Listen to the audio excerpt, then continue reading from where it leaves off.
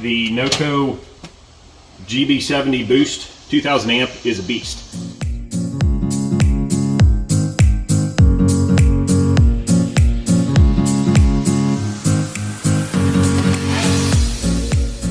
We just got back in from a run, so I want to unpack why we've got the steps off of our tanker and exactly why the NOCO GB70 Boost 2000 amp is a beast.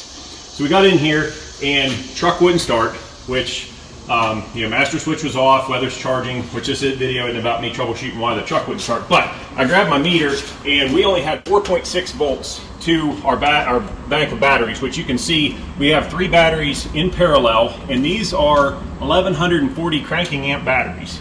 And this is a DT466. So we got a big diesel engine, normally takes 3 batteries to start it. So I always keep this in my Jeep, and so I thought, well, let's see what it'll do.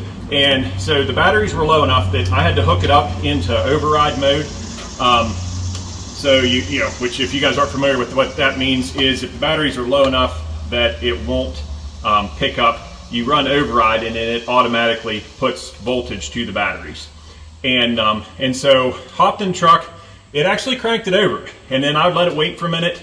And on the 3rd try, it started this DT466, which is impressive. Mind you, the cables were warm, but that to me is incredible, considering what this is. Now, I have had the 1000 amp version in the past, and we're first responders. So normally when poop hits the fan, we're the ones that are waiting out in it, trying to help you. And so that 1000 amp, I was using it beyond its recommendations, which honestly, this has probably been used beyond its recommendations, but the 1000 amp works great for your little 4 cylinders and stuff like that. But this one, to date, has not let me down.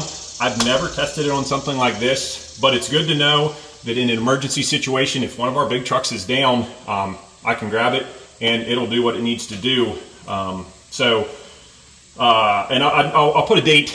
This one's probably 4 or 5 years old, which I'll put a date here. I can't remember whether I bought it off Amazon or directly off their site, so I have to go through the receipts. But I highly recommend it. It has been battle tested. We actually had a car that smashed into a deer, exploded the battery, and everything else on the car was fine, but he's setting in a dangerous curve. And so we popped the hood and hooked this directly up to the car, which is probably another thing you're not supposed to do. But we hooked it directly up to the car in place of the battery, started the car, and then ran it half a mile down the road to where we could safely get it out of the curve so we didn't have another accident. So it has not let me down. And like I said, after starting this truck, we still got green lights. So this puppy still got juice, which is incredible. Like I said, you'd had to heard this thing grinding trying to roll this over. I mean, it's a big task, and for it to be green and ready for more, that's impressive by my standards. So if you're on the fence about one of these, and if you're farm boy, first responder, go for the bigger one.